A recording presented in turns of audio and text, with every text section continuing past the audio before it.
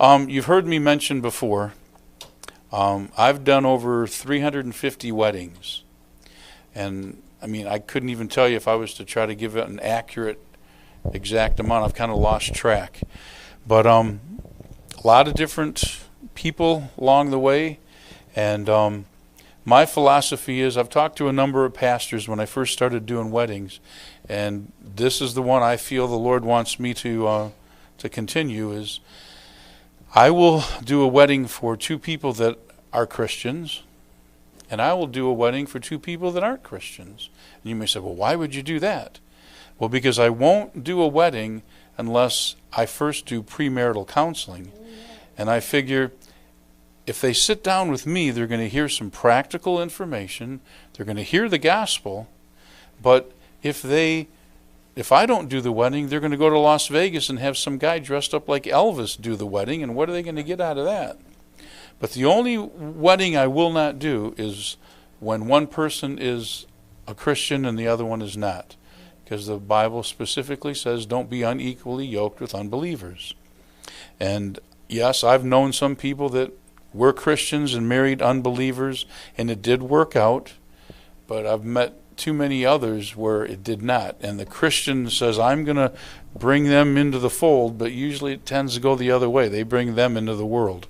So what I'm going to share with you today is, again, another pastor friend of mine gave me this as kind of like a guideline. And what I do is I give the couple that are engaged, that are going to be married, I give them this simple little form of 10 questions.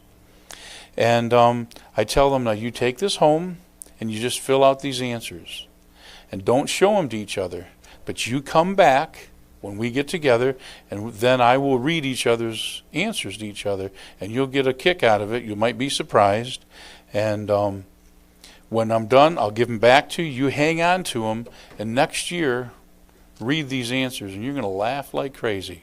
What your idea of what being married is compared to what's reality and what's really going to happen. And then read them 5 years later, and you're going to say, who in the world was I? What was I thinking? But it's a guideline to get them to talk about things that they don't normally talk about, because the phenomenon that I've seen happen is that the wedding lasts one day. The marriage hopefully lasts forever. But so many couples, when they're going to get married, they spend all their attention and all their focus on the wedding that's going to happen or take place in one day, but they spend hardly any time thinking about the marriage that's supposedly going to last forever. And you know as well as I do, in the world we live today, marriage is under attack like never before. Because the way that God instituted marriage, it's the fabric of a society. And a society that's made up of healthy marriages is a healthy, strong society. And that good old devil, if he wants to get in there and stir up a society, what he's going to do is go, just, united we stand, divided we fall. He's going to get in there and separate couples. And now there's even questions about what marriage is. Is it between a man and a woman, or a man and a man, a woman and a woman? In one state, they're even trying to see if people can marry their pets. So humans with animals. I mean, that's called bestiality. And it just, how bizarre can it get? So anyhow, what I'm going to share with you is the 10 questions that I have them fill out, and I'm going to greatly abbreviate this because I could talk for hours on this like I do with them. But just to give you an overview, the first question I have them ask or answer is, list 5 characteristics in a marriage partner that are important to you. In Amos chapter 3 and verse 3 it says, can two walk together except they be agreed? And in all the times that I've had them write down these answers, it's very similar. They almost sometimes even write the same words. Because, the old saying, birds of a feather flock together. People are attracted to one another who kind of have the same worldview, the same philosophy, the same thoughts of life. And, they agree on so many things, and they're looking for that same thing in partners. Now, a lot of times opposites attract. Like if one is quiet, the other one's more talkative, or vice versa. But what they believe and what they want out of a marriage, they're usually both pretty much in agreement. I tell them, in some parts of this world, not so much now as it used to be, they have what they call arranged marriages. And in an arranged marriage, your parents choose for you who you're going to marry. And sometimes you don't even meet that person till the day of your wedding. Now, that doesn't sound too exciting, but for many, many centuries, that's the way it took place, and it still does in some parts of the world today. And the interesting thing? In those countries that do that, you know what the divorce rate is? It's 0. Because divorce is not an option. So, if I'm stuck with this person and I got no way out, you somehow find a way to make it work. Now, I'm not going to spend a lot of time on this because it's a whole subject within itself, but you can't talk about marriage nowadays without talking about divorce. And I'm just going to say 3 things about divorce. First of all, God never meant for anyone to be a punching bag, verbally or physically. And if anyone is abused, that's not what God wants. The second thing I'm going to say is you can't be married to somebody that doesn't want to be married to you. If that person's going to leave and they're going to wander and go astray, how can you be married to somebody that doesn't want to be married to you? And then the third thing is, when Jesus said the only scriptural grounds for divorce is adultery, the reason that is when 2 people come together physically, the 2 flesh become one. Well, if you then leave your spouse and become one flesh with somebody else, you can't be one flesh with 2 different people. As soon as you go off and become one flesh with somebody else, you just broke that bond with your spouse. So, is divorce what God wants? No. It says that God, in the scriptures, it says God hates divorce. And you know why he hates divorce? Because divorce hurts people. Nobody more than the children. I had 5 dads in my life. I saw what my mom went through. So, divorce hurts people. But in a marriage, if you want to make it work and both people want to, it can work. It's a decision. Love is a decision. We think of, I don't have the goosebumps anymore. When you're first dating somebody and, he walks in the room and she goes, it's him. Then after about 5 years of marriage, he walks in the room, she goes, it's him. The goosebumps, the butterflies, they go away. But you know what? Jesus told the church of Ephesus, there's something I have against you. And you've left your first love. And what I've found, and I heard Dave Wilkerson preach this a long time ago, the only thing that's greater than a first love is a tried love. Now, I've been married to Bobette. This June will be 36 years. And when she walks in the room, I don't go, it's my bride. I can tell just by the way, the sounds, I can tell when Bobette's walking in the room or not. But you know what? In 36 years, we've been through a lot together. And I may not love her the same way I did when we first got married, all the goosebumps and the balloons and the hearts and my little buttercup. But you know what? I love her deeper now than I've ever loved her before because of the things that we've been through together. So, question number 1, usually the things that they say that they're looking for in a partner, they both pretty much agree. Question number 2, finish this statement, marriage is. And if you were to just take a poll out into the general population, you'd get all kinds of answers. But like I always say, it doesn't matter what you say, and it doesn't matter what I say. What does God say marriage is? In Genesis chapter 2 and verse 24, therefore shall a man leave his father and his mother, and shall cleave unto his wife, and they shall be one flesh. Notice it says leave and cleave. Well, nowadays people cleave and then think about leaving. You got to put it in the right order. And when you get married, you're supposed to leave your father and your mother and start a whole new family. There's one practice that I've done in many, many weddings. It's called a unity candle. Or I've done some weddings outside where the candle won't stay lit, and they each have different colored sand that they pour in together in one pitcher. And what that is representing is that two separate families are offering up their children to now become a brand new family that never existed before. One of the sermons that I use at a wedding is, remember when Jesus at the wedding in Cana of Galilee took something as common and plain as water and turned it into sweet, delicious wine? So much so they said, we've never tasted wine like this before. And he did his first miracle at a wedding. Well, that shows that God put his stamp of approval on marriages, but also God can take something as simple. I mean, look at it. There's 7 billion people in the world. What's the big deal? There's people everywhere you go. But he can take two ordinary people and bring them together and make a brand new family that never existed before. That's a miracle. But you know what marriage really is? And people don't realize it. Marriage is a covenant. It's a contractual agreement between you and your spouse, but between you, your spouse, and God. Because you made an agreement before God and witnesses. Now, one reason I will never divorce Bobette, well, I don't want to. I love her. She's my best friend. And I don't think she wants to get rid of me yet. I don't know. When I turned 64 a few days ago, or a few weeks ago, I said, don't you want to trade me in for two 32-year-olds? It'd be a lot easier. But the crazy woman, she still wants me. I don't know why. But the main reason is because someday I'm going to stand before my Creator, and I made a commitment to Him that she is my wife till death do us part. Now again, I don't want to put guilt trips on anybody, because there's some situations where that just can't happen, because it takes two to tango.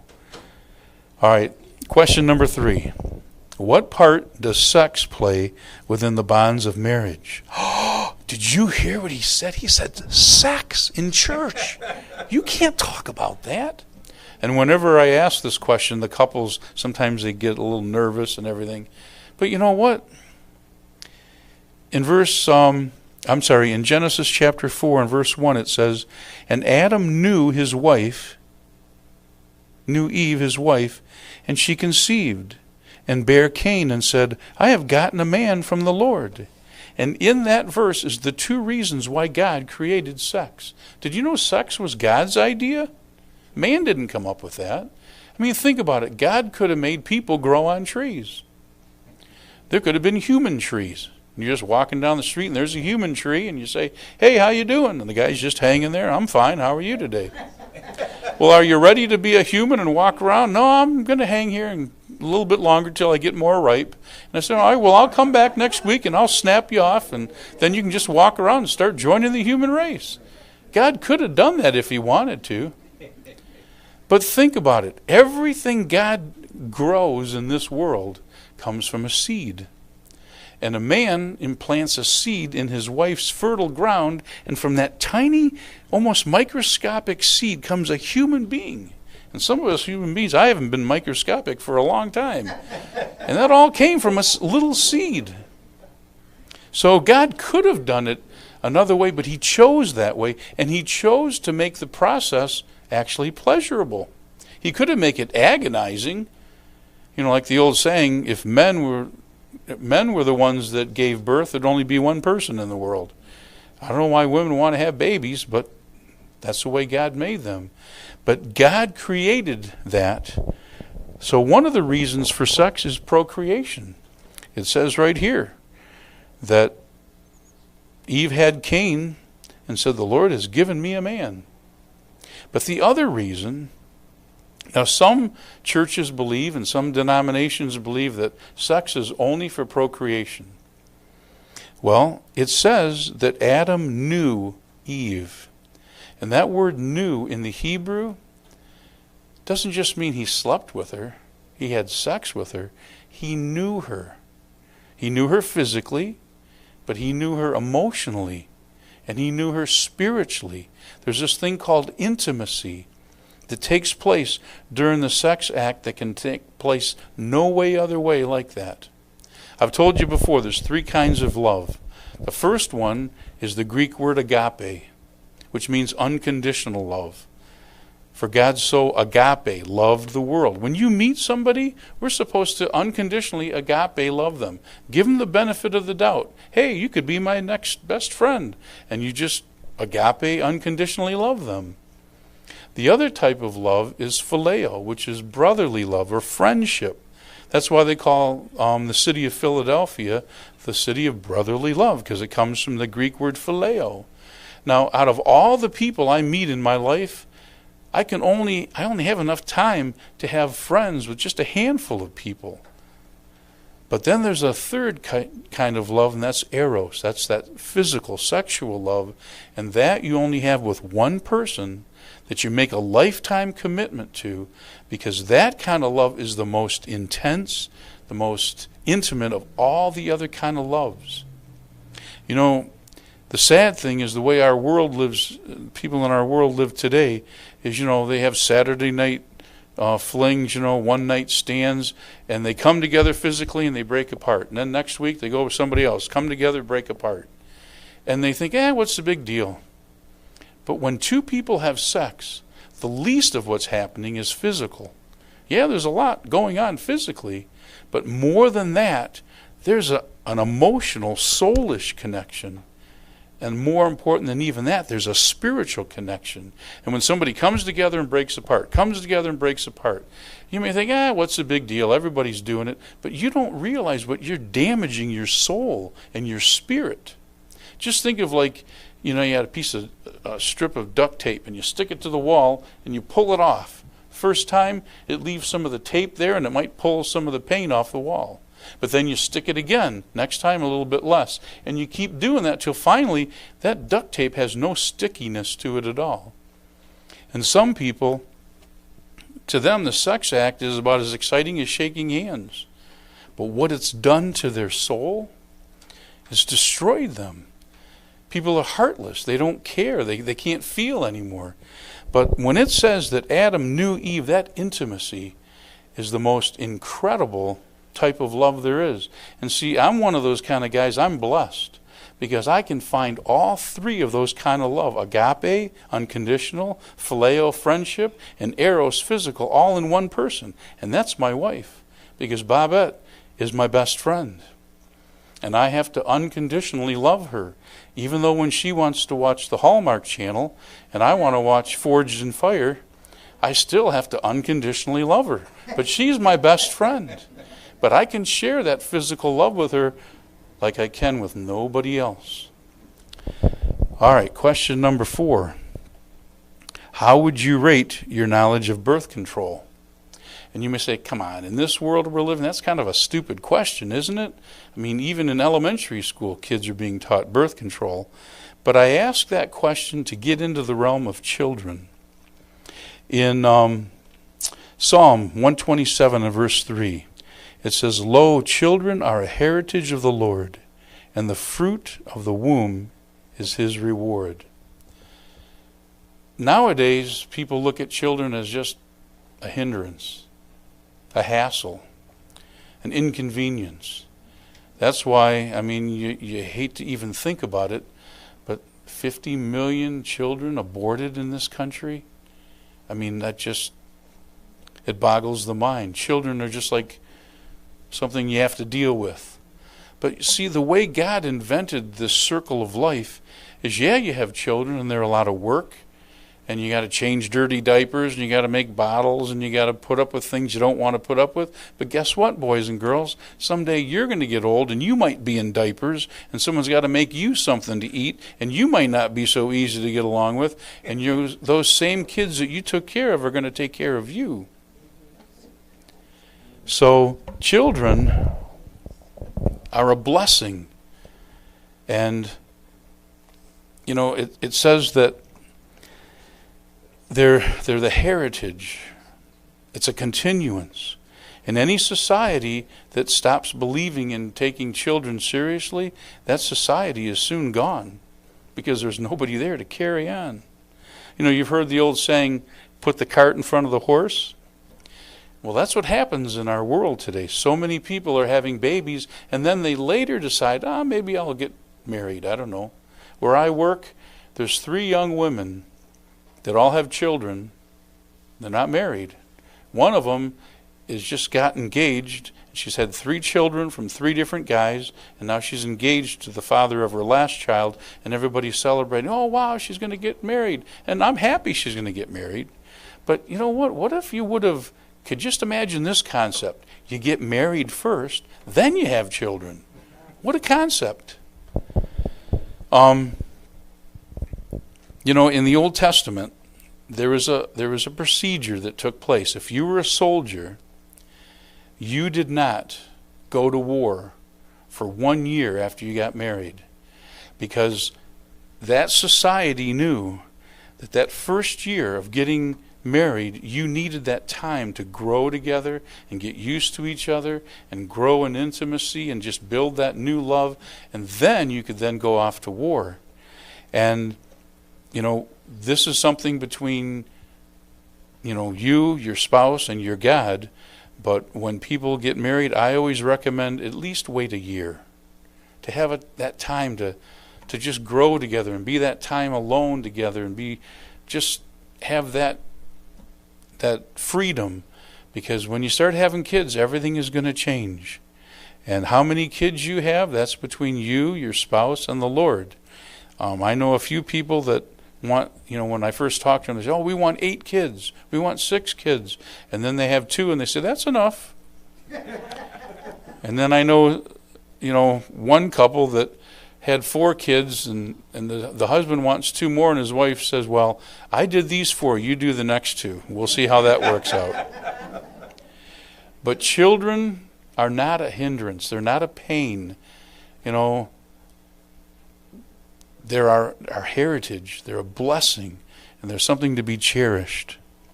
All right, next question. Have you and your partner discussed financial planning and budgeting? Now, I could speak for hours on this subject, but what does Jesus have to say about it? In Luke 16:9, he says this, I say unto you, make to yourselves friends of the mammon of unrighteousness, that when ye fail, they may receive you into everlasting habitations. Now, what in the world does that mean? How do you become friends with somebody? You get to know them. You get to learn about them. Now, so many times people think, money's evil. Jesus doesn't want us to have a lot of money because, money is the root of all evil. No, the love of money is all evil. If you like the old saying, if you make money your God, it will plague you like the devil. You'll never have enough money. But I don't know about you, but I need money to live in this world, don't you? If you don't need your money, just send it over to my house. I'll take care of it for you. But we all need money. But what God is telling us, Jesus is saying, is learn how money works. You know what Albert Einstein said? He said out of all the things he's learned about science and physics and the way the world system works, he said the most powerful law he ever learned was the law of compound interest. Because the law of compound interest is going to work for somebody. It's either going to work for you or it's going to work for somebody else. By that, what I mean is, if you only spend as much as you make and you actually save a little bit of money, that compound interest is going to just double and then double and then double. But if you don't save and you spend more than you make, then that law of compound interest is going to work for Mr. Visa or Mr. MasterCard or Mr. Citibank, and it's going to compound, and then now you become a slave. So that law of compound interest is going to work for somebody. Make it work for you. The average American, it's hard to believe, but when you think about it, the average American makes $1 million in their lifetime. Because let's say, you get out of school when you're 20, you start working from 20 to 65. So in 45 years, the average American makes $1 million. Well, let me ask you this question. How many people when they're 65 have $1 million? Very few. Because Wall Street and all the marketing campaigns that are out there are trying to convince you to somehow take that money out of your pocket and put it in theirs. That's why they have, I don't know if you ever heard of these things. They're on TV. They're called commercials. Did you ever hear of them? Well, watch them. What are they trying to do? You're not sexy unless you drive this kind of car. You're not successful unless you live in this kind of house. You're not going to be happy unless you go here on vacation. And you say, yeah, but I can't afford it. But I won't be happy unless I do this. I won't be successful. I won't be sexy. Oh, I got to do this. And okay, I'll take that money out of here. Well, I don't have the money, but I got this little card. And did you ever see those commercials about somebody's really concerned? Oh, yeah, Mr. Brown, his mom was in California, and she was sick, and he couldn't go. He had no money. But he called, and we said, yeah, Mr. Brown, we'll let you expend your credit line so you can fly out to see your mom. And he did. And then they show Mr. Brown with his mom, and they're all so happy. But what they're not telling you is he just spent money on his MasterCard and gave it to them. Now the law of compound interest is working for them. Look at the house you live in compared to the house that MasterCard lives in, or the owner of Chase Manhattan Bank. The law of compound interest. There's a lot of things I could talk about money, but there's a rule. And it's called the 10-10-80 rule. This is very difficult, but if you can do this, with all the money that you make, give 10% to God first. Because if you do that, He'll rebuke the devourer for you. Then the next 10% you put in the bank and you pay yourself. And then learn how to live on 80%. And if you do that from the time you're young to the time you're 65, you're going to have money when you retire. I was talking to this young man at work the other day who's thinking about quitting smoking. And I told him, boy, that's a great decision. You should really do that. And, not only the health reasons, I was saying, because he's kind of, money-oriented person. I said, think about this.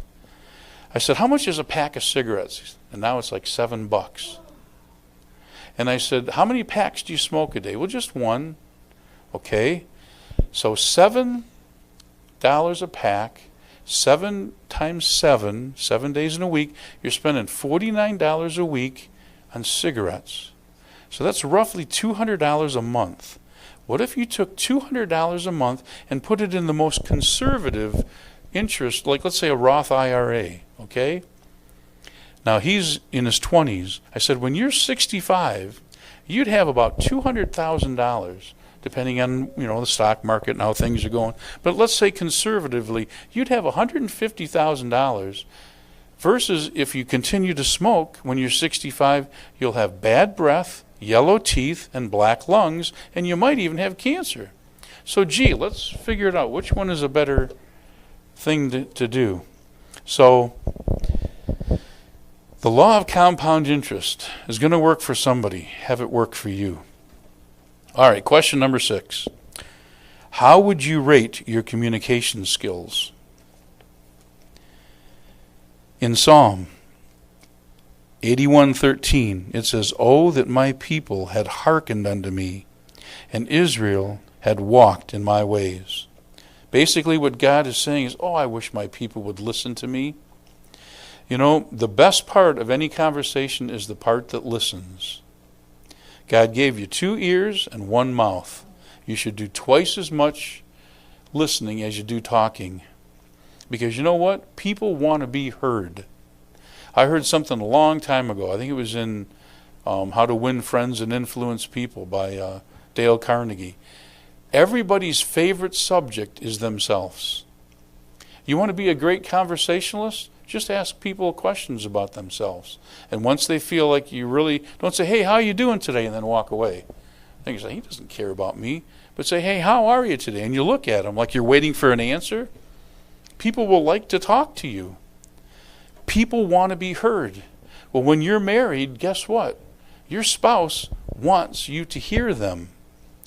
Now, there's a book out, I'm sure you've heard of it, Men Are From Mars, Women Are From Venus. The book should be entitled Men Are From Mars and Women Are From a Totally Other Galaxy. The difference between men and women is just mind-boggling. But men and women think different, they act different, and they communicate differently. The average man speaks 500 words a day. The average woman speaks 5,000 words a day. Now, when men have a problem, they go in the garage and they beat on something and they think about it until they can figure out the answer to that problem. Then they talk about it. If you ask a man in the middle of trying to solve a problem, he'll get frustrated, he'll get mad. Leave me alone, I don't know. Because us men, we're expected to know everything. And guess what, ladies? We don't know anything. But we're expected to know everything. Especially if you're a husband or a father. You just go to dad, he'll know the answers. So men handle their problems by going in the garage or flip through the channels or whatever you do to go hide. Women, when they have a problem, they get on the phone and they talk to all their girlfriends. They got to vent. They got to get it out. So when there's a problem in the family, the woman wants to talk about it. The man doesn't want to talk about it. And they get angry and they have this conflict. Realize how each other operate. And listen. Now, I'm going to say something that I usually tell people that I'm doing this marriage counseling with when Bobette's not in the room. But Bobette's in the room, so you all got to pray for me really hard, okay? But I learned something a long time ago. When I come home from work, Bobette wants to share with me her day. And you know what? I just got done dealing with all kinds of things. I want to come home and just chill out and relax. She wants to tell me all this stuff. And if I don't listen to her, if I turn on the TV or read something or go in another room, she'll follow me because she wants to tell me her day. And if I don't let her tell me her day, what happened in her day, all night long she's going to be frustrated with me. Now, I don't think she's the only woman like this. I'm just using her because she's the only one I live with. Of course, after today, I may not anymore. I don't know. I might be in big trouble. So pray for me. But what I learned is when I come home, if I just sit down and look at her and listen and let her tell me everything, she feels satisfied. You heard me. You listened. And there's this thing you can do, guys. It works. Look them in the eye. Make eye contact. And then she feels like, all right, I made that contact. And then the rest of the night, everything is fine. So women need to be heard. But ladies, you know what? Us men, there's a joke about, a man cave. There's a reason for that. Men need a cave somewhere to go away and hide and beat on things and figure out what they're going to do. So give each other their space. But you need to learn how to communicate, and you have to communicate. When I do marriage counseling, people think, well, the number one reason for marriage problems is money or sex. No. 99.9% of the time, it's communication. All right, question number 7. How do you feel problems should be resolved when they arise? In Ephesians chapter 4, 26 through 27, be ye angry and sin not. Let not the sun go down upon your wrath, neither give place to the devil. It's not if problems arise in your marriage, but when. If you live on the planet Earth in the year 2018, you're going to have problems in your marriage, either from within or without. Something's going to happen. The car is going to break down. The washing machine doesn't work. One of the kids got sick. You got laid off. There's going to be problems. So how do you deal with them? Well, what Paul says is, first of all, it's okay to be angry. God gave us this emotion called anger. God gets angry sometimes. Remember Jesus in the temple flipping over the money changers' tables? He says, but there's a way you can be angry, but sin not. And don't let the sun go down upon your wrath. If ever you're in an argument with your spouse and it's getting late into the day, you could say, you know what, don't say, all right, I'm going to sleep on the couch or I'm going to my mother's. No, don't do that. What you do is say, you know what, we're tired. We'll deal with this tomorrow. And then you kiss each other and you hug each other and say, I love you, and you go to sleep. And there's plenty of time to argue about it tomorrow. Because if you don't do that, Paul says, don't give place to the devil. Because nothing works better with the devil getting in between than anger and bitterness. Talk about your problems. You have to confront them. Because if you don't, they're not going to just go away. All right, 8th question. List any books you have read on the subject of marriage, sex, finances, communication skills. And everybody, when I show them that, they look at me and go, what? Why in the world, who reads books anyhow nowadays? And if I was to read a book, why would I read a book on any of those subjects? That makes no sense at all. Well, in Proverbs 10 and verse 14, wise men lay up knowledge, but the mouth of the foolish is near destruction. You know, where I work, I constantly have to be learning new skills. In August, I have to go to Madison, Wisconsin, to the headquarters again, and learn this whole new software package called Path to Purchase. We have to learn new computer skills. We have to learn new programs. New products are coming in. I have to know the model numbers. I have to know all the different features. What's the difference between an M-series oven and an E-series oven? And why would I try to sell somebody a $17,000 refrigerator versus a $4,000 refrigerator? I got to constantly be learning all this. And then sales techniques. How when people come in the door, how am I going to greet? I have to keep learning. If I don't, I'm going to lose my job. And as a pastor, I have to know the trends that are out there. What's going on in society? What are the different theological philosophies that are floating in and out of the churches? And I got to look at what's going on in the world and try to line it up with biblical prophecy. And where are we in the eschatological timeline? I got to keep up on all this stuff, or I'm not going to be a good pastor. But when we get married, we say, well, I married you. That's it. It's all done with. Like the old joke, the guy said, 30 years ago when we got married, I told you I loved you. If anything changes, I'll let you know. If you have to keep updated and learn about how to do a better job and to be a better, whatever you think of, whatever your hobby is, you know, you read magazines on how to rebuild a motorcycle, how to rebuild a computer, whatever your hobbies are. You're going to learn what the latest trends are. But one of the most important things in your life, if not other than your relationship with Jesus, is your relationship with your spouse. Why not learn about that? Read books, go to seminars, talk to other people. So it's a continuing education. Because if you're not moving forward, you're moving backwards. All right, the 9th question. In what areas of your relationship do you think you might have potential for problems? And this one gets me the most interesting conversations of all, because they both look at each other, and remember, all their focus has been on the marriage. I'm sorry, the wedding. Not they don't want to talk about the marriage. Well, you know, I really don't like his mother. And oh yeah, well, she's got smelly feet, and, you know, we don't want to talk about that. We just love each other. We want to get married. We don't want to talk about those things. Well, there's problems that are going to happen. And you know what? It's good to face those problems before they happen. Jesus said in John 8:32, you shall know the truth, and the truth shall make you free. Dealing with these things up front and looking at them and dealing with them can help you ahead of time. You face the problem before it happens. Because you know what? You're going to have problems in a marriage.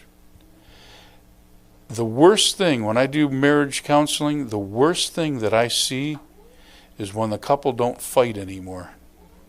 Because you know what? You only fight when you care. If you care about something, you'll fight to the death for it. But when you don't care anymore, you say, I don't care, do what you want. That's a bad sign. But you know what? You got to learn how to fight fair. You know, if you don't vent, if you don't keep updated with what's ticking you off, like he, you know, every morning he just leaves crumbs on the counter and goes off to work, and that may be a small, simple thing, but it just really ticks you off. And then one day he comes home and he leaves his shoes in the wrong place. And then you're just going to explode after 10 years of him leaving crumbs on the counter. And now he leaves his shoes in the middle of the room. And all of a sudden, well, I never liked your mother anyhow. And it's like, where in the world did that come from? I left my shoes there. Because all these years of everything being built up, you know what? Deal with problems when they come. And learn how to fight fair. And realize your spouse's MO, their modus operandi, how they work. I heard of a story, this one book I was reading about counseling, and this one couple, he was raised in an Italian family. And this family, to them, what was normal is if you love somebody, you would raise your voice and you would fight because you care, and you'd raise your hands and you make all these motions and gestures, and you would just scream and yell because you love them. You were fighting over what was important to you. You had all this passion. And the worst thing you could do is to turn away and walk away from somebody because that meant you didn't care. Well, he married a woman who was raised in a very sophisticated, civilized English family where you never raise your voice. That's uncivilized. And then if there's a problem, well, you just keep a stiff upper lip and you look the other way. And the worst thing anything could ever do is yell at you. So the best thing to do is just turn and walk away. Well, guess what happens when they get married and they have a problem? He starts, well, what about this? And he's moving his arms and he's yelling and screaming. And she's like, oh, I can't believe you're raising your voice. You're animated. You're moving your hands. This is uncivilized. So she turns to walk away. Well, he says, I can't believe you'd walk away from me. So he's running after her. And she says, you can't do this. And then she says, I'm going to my mother's house. And it's like, what in the world's going on? And they were probably just talking about who's going to do the laundry. I don't know. But it turned into this big thing because they didn't understand each other's communication skills and they didn't know how to fight fair. And remember, people want to be heard. And if your spouse is upset about something and you won't let them tell you what well, it's your problem. Just deal with it. You're building, just imagine a wall. You're putting another layer of bricks in that wall. And every time they have a problem, you build that wall higher and higher. And then they're throwing things against that wall to try to get your attention. Like, I don't like the way you do this. Well, it bothers me when you're doing that. And the wall gets higher and higher. And then you start lobbing hand grenades over the wall. Like, you're a no good, lousy bum. I wish I would have married the guy next door. And then the wall gets higher and higher. And then you know what happens? There's no other hope except to drop the atomic bomb. And that's the D word. And that word is divorce. Me and Bobette made an agreement when we got married. We don't use the D word. It's not even an option. Like I said, I had 5 fathers. I watched what my mother went through. And I'm not, if I was going to get married, it's going to be for life. I'm not getting a divorce. She can divorce me if she wants, but I ain't getting divorced. Don't get to the point where you got to drop the D word. So learn how to fight fair. I mean, Woody Allen said in one of his movies, he says, I don't get angry, I just grow a tumor. Don't internalize it and grow a tumor. Now, there's a way to say things. You can say, your feet stink and I don't like you. That's one way to say it. Or, my little peachweet, do you know when you take your socks off, it's not the most pleasant odor I've ever smelled in my whole life? I mean, there's a way to say things. So learn your spouse's communication skills and talk about everything. Make your spouse your best friend and talk about everything. Because remember, you have a common enemy. His name is Satan, and he wants to steal, kill, and destroy. And if you take care of things when they're this small, they won't grow up to be some big major thing. All right, last question. Why do you want to get married? Which seems like an interesting, common question, but most times people don't even think about that. Why do I want to get married? The Song of Solomon, chapter 7 and verse 10 says, I am my beloved's, and his desire is towards me. Why do I want to get married? I've heard all kinds of answers. oh, he's my Prince Charming. Oh, he's my, my soulmate. There's this concept out there about being a soulmate, and I guess there's nothing wrong with that, but too many times the term soulmate is attached to like some kind of new age connotation, and I always think of like a bumblebee in the summertime. You watch a bee go to one flower and it drinks all the nectar it can. Then it goes to another flower and it drinks all the nectar it can. And just think like, I'm like a bumblebee and you're my soulmate. So I'm with you now and I'm going to drink from you all the nectar I can. But I'm filled now, I'm full. I'm going to the next flower and find my next soulmate. That's not how it works. You don't just use people and then discard them when you're full.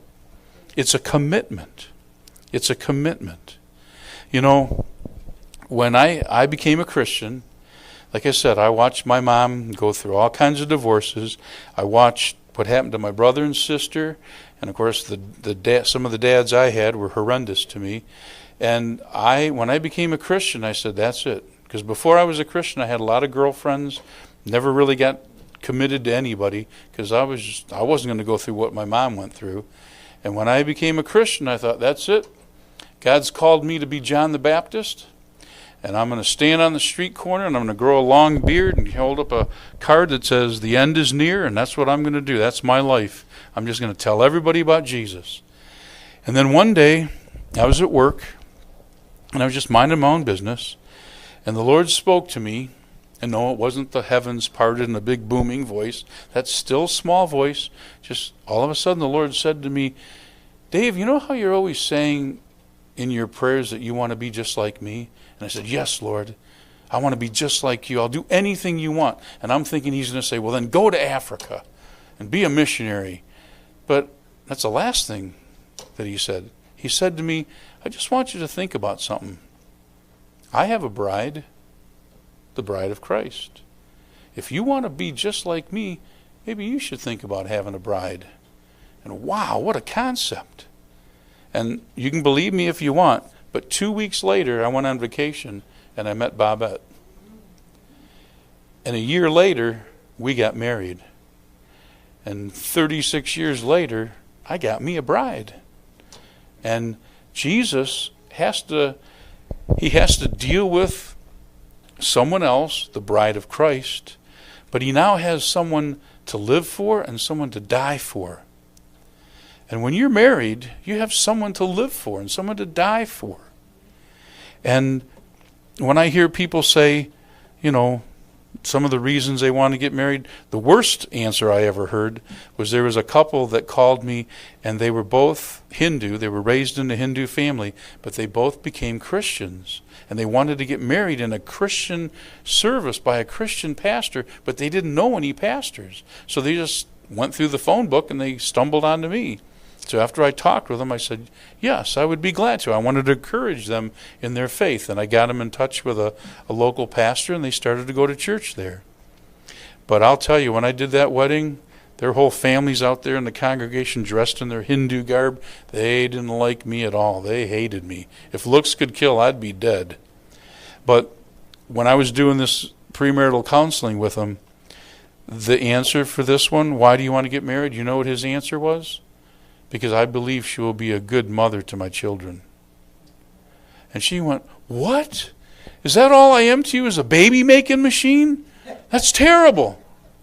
But he said, no, you don't understand. In my culture, the greatest thing I have is my children, and the greatest person that could ever be the mother of my children, who I know would be good, is you. So it was a compliment, but she didn't understand it.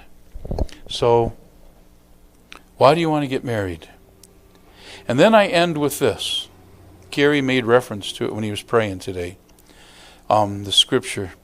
But I started out by telling him, all right, we're done with all our premarital counseling, and you feel good about things? You have any other questions? They usually say no.